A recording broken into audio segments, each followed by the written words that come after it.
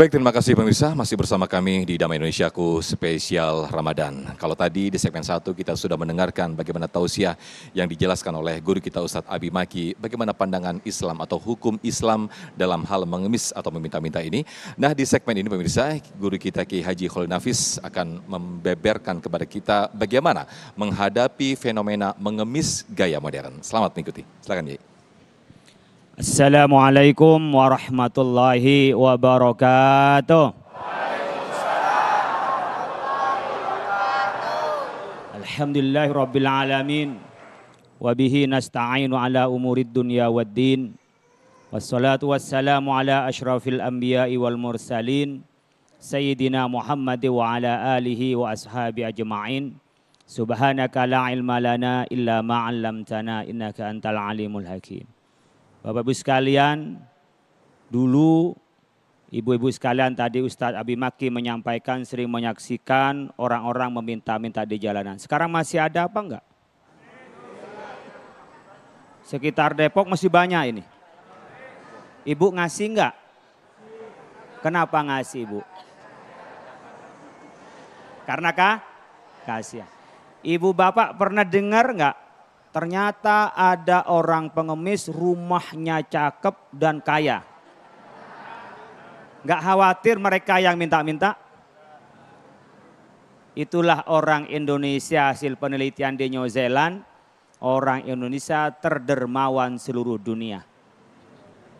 Tidak ada sesedermawan orang Indonesia.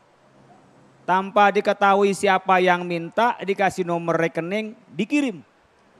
Bahkan penipu ngirim nomor rekening pun dikirim. Setelah itu baru bayar utang karena kena tipu. Ibu bapak sekalian, sekarang tidak lagi manual. Banyak juga yang digital. Orang pakai dengan media sosial, bisa TikTok, bisa IG, bisa Facebook. Mungkin jarang Twitter, karena Twitter untuk kelas-kelas menengah ke atas. Itu banyak sekali orang menampilkan keprihatinannya, mendapat poin atau langsung dikirim transfer untuk mengambil sumbangan dari orang. Bapak Ibu sekalian, di dalam Islam tidak ada peminta-minta itu adalah profesi yang baik. Tadi Ustaz Abi Maki menyampaikan bahwa ketika kita la tazalul mas'alatu bihadikum hatta yalqallaha wa laisa fi wajihi hazmatu lahmin. Ibu bapak sekalian, dalam hadis ini disebutkan bahwa orang yang minta-minta di antara kita nanti bertemu dengan Allah, wajahnya itu tidak ada dagingnya, saking tak punya malu. Jadi orang yang meminta-minta itu orang gak punya malu. Gak punya muka kata orang kita. Taruh di mana muka kita? Mau dibalik muka kita? Karena peminta-minta bukanlah yang baik. Baik pakai platform, baik minta langsung, peminta-minta kita tidak dianjurkan di dalam Islam. Maka disebutkan al-yadul ulya khairun min yadi sufla. Tapi kadang-kadang dibalik, biar kita tidak lebih jelek Pak, ngambilnya dari atas. Tangan di atas lebih baik daripada tangan di bawah, karena biasanya meminta begini. Dibalik, mana barangnya? Diambil dari atas, kan tangan di atas Pak katanya. Itu namanya akal-akalan hilahnya Bapak Ibu sekalian.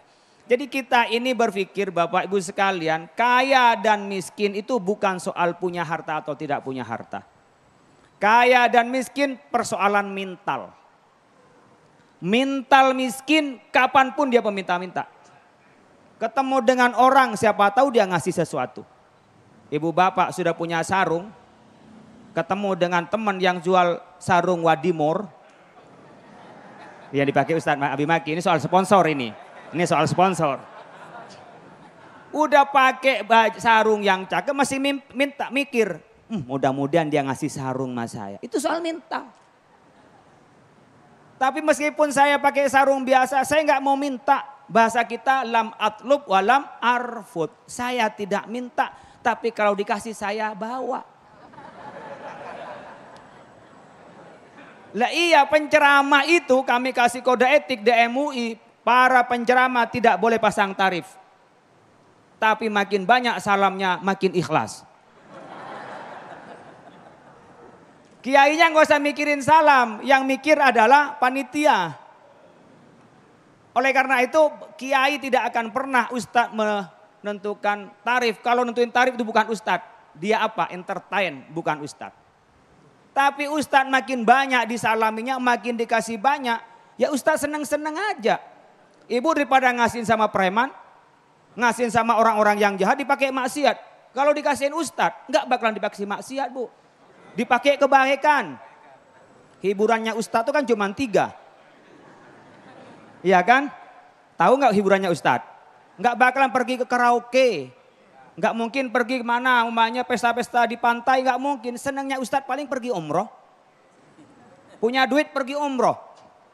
Punya duit lagi apa? Bangun pesantren. Kalau masih lebih juga, paling nikah lagi. Ketawa ini banyak jandanya ini. Ini banyak janda di sini nih. Ibu bapak sekalian, ini soal mental. Laisal ghina winal ardi walakinnal ghina ghinan nafsih, kata Nabi. Orang yang kaya itu bukan hartanya berapa banyak bapak ibu sekalian. Banyak orang yang duitnya banyak tapi mentalnya mental miskin, kemana-mana dia ngemis. Kemana-mana dia minta. Tapi orang meskipun gak punya duit tapi mentalnya kaya, dia kemana-mana dia ngasih.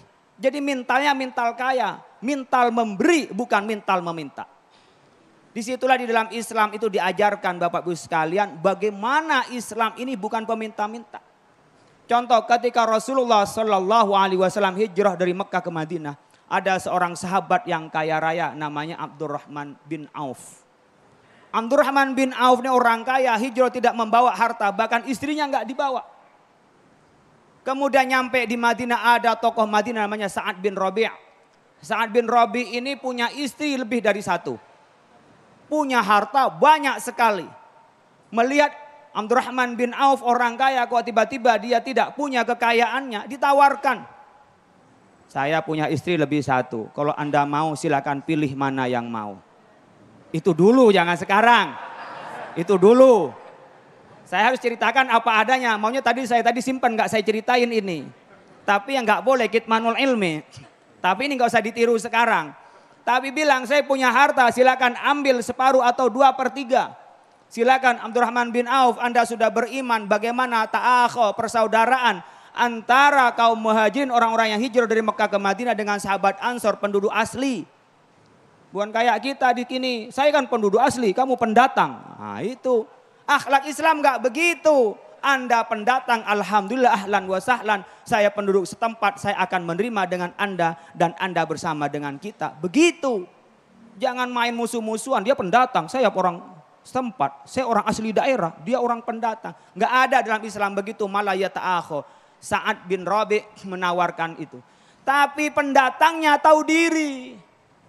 Bukan karena pendatang semaunya, karena ditawarin diambil semua, enggak. Apa katanya Abdurrahman bin Auf? Alhamdulillah, barakallahu lakum wa fi ahlikum wa fi amwalikum. Mudah-mudahan Allah berkahi keluargamu dan juga memberkahi dirimu dan hartamu. Tapi saya nggak bisa nerima tawaran itu, baik istri maupun hartanya. Apa yang diminta Abdurrahman bin Auf? Tunjukkan di mana ada pasar. Pasar di mana? Di situ pasar. Saya akan datang kepada pasar itu. Datanglah ke pasar itu Abdurrahman bin Auf bisnis. Dan menjadi pebisnis sejati. Selain dia berbisnis dengan baik, mensyiarkan di sana di pasar banyak orang yang mengurangi timbangan. Abdurrahman bin Auf menunjukkan bagaimana nilai-nilai Islam itu ada. Ada namanya akad murabahah yang sekarang dipakai di bank. Di mana ketika menjual harga pokok belinya dikasih tahu, keuntungannya diberi tahu. Itu berasal dari cara Islam mengajarkan kepada kita. Ibu bapak sekalian, kita ini persoalan kaya adalah persoalan mental. Kalau kita menyandarkan kepada orang lain. Kadang-kadang kita, wah saya mau nikah sama dia. Kenapa? Bodolnya banyak. Ini di sini masih orang Betawi sini ya. Orang Betawi kan ngerti bodol apa bodol? Hartanya banyak. Bahkan sengaja nikah dengan laki-laki yang sudah tua umur 80 tahun. Barangkali 3 tahun lagi mati dia. Ngambil hartanya. Mikirnya dari orang. Atau sengaja nyari janda kaya. Wah cari janda kaya biar enak, nggak usah kerja, hartanya sudah banyak. Nah, ketawa-ketawa nih, banyak janda di sini. Ketika kita berpikir Bapak Ibu sekalian bahwa harta datang dari orang, maka kita dijadikan oleh Allah bergantung kepada orang. Kalau kita biasa berpikir saya menikah karena Allah, semua harta adalah dari Allah, Allah akan berikan kepada kita. Wa may yasta'fif yu'affihullah. Wa may yastaghni yughnihillah. Kalau kita ini iffah itu Bapak Ibu sekalian, di surat tadi yang dibaca oleh Qori itu, lil fuqara'il ladzina uhsiru fi sabilillahi la yastati'una darban fil ardi yahsabuhumul jahilu aghniya minat ta'affuf. Ta'rifuhum bisimahum la yas'alunan nasa ilhafa. Dicontohkan orang-orang yang hijrah dari Mekah ke Madinah enggak punya apa-apa. Dia miskin, kayak penampilan ustadz. Ustadz ini kadang-kadang nggak kaya, tapi penampilannya perlente. Dikira kaya sama orang. Makanya banyak janda-janda pengen dinikahin ustadz. Dikira kaya gitu loh. Padahal itu hanya iffah, tidak menampakkan kemiskinannya dan tidak minta-minta pada orang lain. Karena waktunya sudah habis, kita teruskan nanti lagi. Baik, terima kasih Kiai Haji Khalil Nafis yang telah memberikan kita tausiah yang sangat luar biasa sekali. Bagaimana melatih kita untuk jangan mempunyai mental meminta-minta ya, bukan mental kawin lagi ya. Baik, Masya Allah. Ini kita akan bahas lebih menarik lagi di segmen berikut, sesi tanya jawab yang tentunya masih dengan tema besar kita yang sangat menarik sekali, yaitu mengemis gaya modern. Tetaplah bersama kami di Damai Indonesiaku Spesial Ramadan.